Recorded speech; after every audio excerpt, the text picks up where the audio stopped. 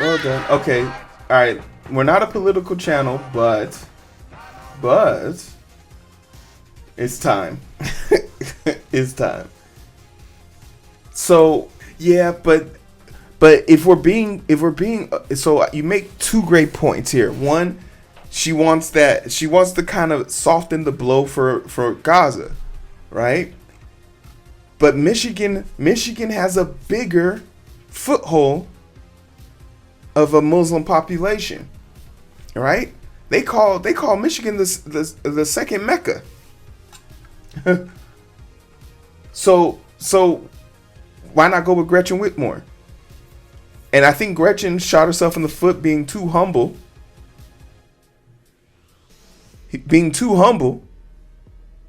Saying, "Oh no, I don't want this." I think you did. I think you should have. But in order, the dude from Kentucky didn't have a strong enough pulling in the South. He's a moderate Republican, which passes for a Democrat in Kentucky. Arizona, I feel like Kelly doesn't, especially after what happened with homegirl who switched sides. Arizona's isn't an established stronghold, and it doesn't have the merits for it. Shapiro has skeletons in his closet. He's a war hawk, and he gets paid for it. And considering that we're teetering on World War III with nuclear capabilities, a two-woman ticket. America's just not ready for it. America's just plain and simply not ready for it.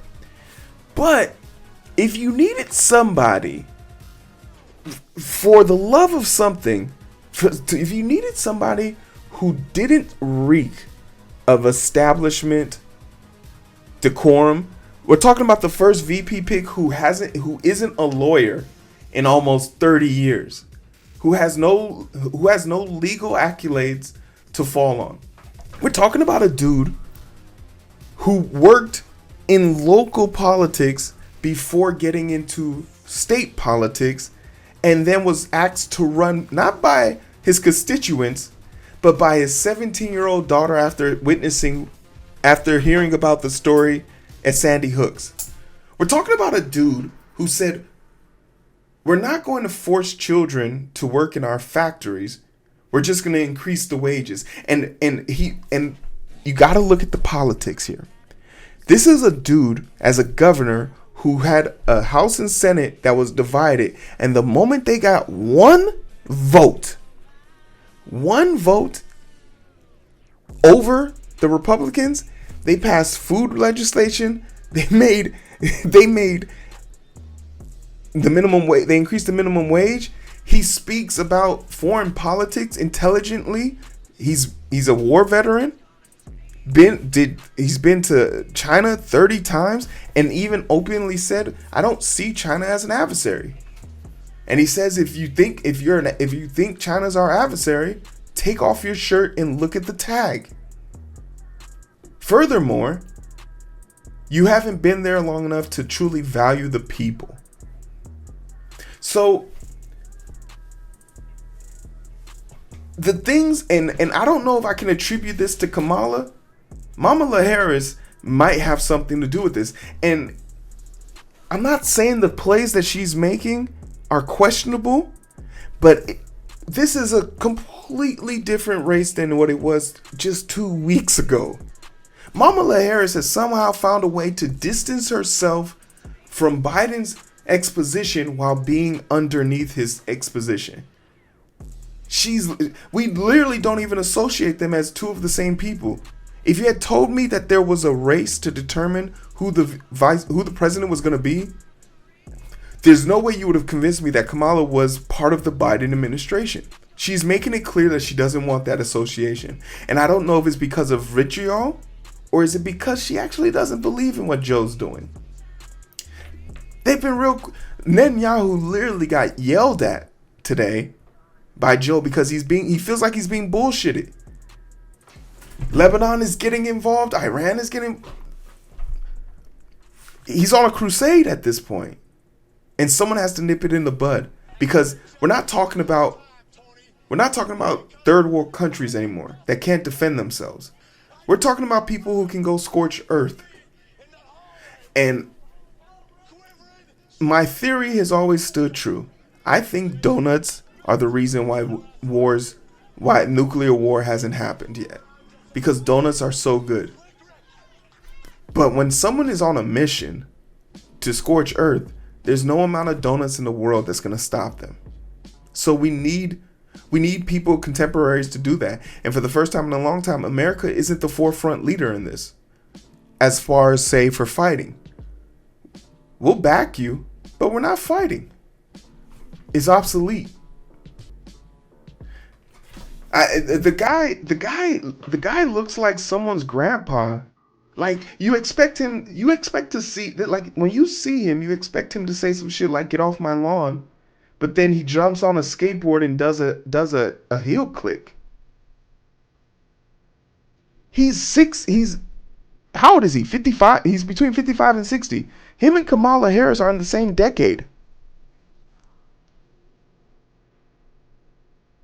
This is a football coach. He looks like my football coach. So his approachability is bar none acceptable. But if there's any flaw he has, is clearly he doesn't moisturize, because his skin is dry as fuck. And that's something you would expect from just a normal guy. And I don't like the Republicans' retort on this. It's one of the weirdest takes ever. They posted a picture of him and his family. Yeah, his son is wearing Jordan shorts with Adidas shoes. I've seen people make worse mistakes.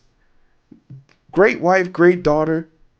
And they're like, look at his family. And then someone was like, their family looks pretty normal to me. I know they do, but I'm just putting this here just in case someone else finds something. We just spent weeks trying to get us, the Republicans just spent weeks trying to get us to stop calling them weird. And then they immediately do weird shit. Like, Donald Trump being on Aiden Ross's stream is mind-boggling. Especially when you can look at the stream stats to see that Aiden Ross's majority of his viewership are under 18. Which is also terrifying. But also is quite understandable. Only a kid with pudding brain would actually find his shit entertaining.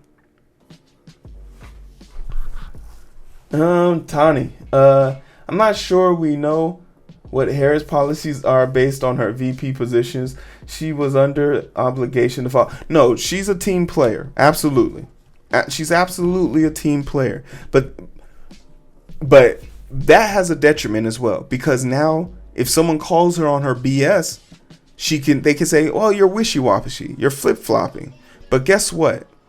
By bringing in a VP that aligns heavily, like, the VP here has done a lot of similar work that Biden has done, but has done it in positive light. Biden brought a black woman into the Supreme Court, brought a black VP. Ilhan Omar and the Supreme Court in Minnesota also has that.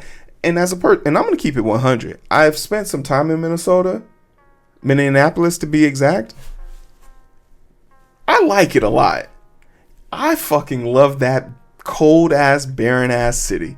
It's so St. Paul. It's the Twin Cities because they have two cities next to each other.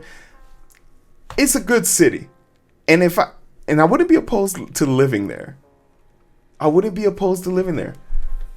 No, Kamala Harris, District Attorney San Fran and from Oakland Park. I didn't really fuck with her like that. She was super aggressive on weed.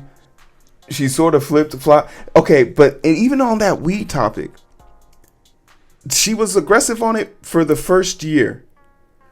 After that, in total, her department only converted less than 41 convictions for weed. And it was only when they were distributing an excess amount. She also created a program that would take time off of your sentence if you chose to go to rehabilitation. And then they legalized it and they dropped all charges. So she's you got to understand, Democrats are very wishy-washy. And I think early on in her career, she didn't have much of an identity. And if you know a lot about her family, her upbringing, her father and her grandfather in particular, came from polar opposites. Her grandfather being a relentless tyrant, her father being a more socialist bastion, a malevolent king, if you ever seen one. And then, or maybe I'm getting that backwards. And now she's sort of like this brain trust child mixture of both of them. So I'm super elated to see what she's capable of doing. But I've just never seen the Democratic Party take so many wins. And you have to believe it's because of her thought. She's leading the horse. She's not in the wagon no more. Like, this was the potential and for the first time in a long time, I think we all feel like what we're seeing is what we can actually believe. Because when Biden was heading the ship, everyone was telling us the ship is okay. No, I think we're heading towards that iceberg. Bro, relax. We're not going to hit the iceberg. Bro, we're lined up perfectly. We're going to make a sharp left here in a second. Bro, that's not how ships work. So now we got a new captain. The DNC having any dubs is actually diabolical.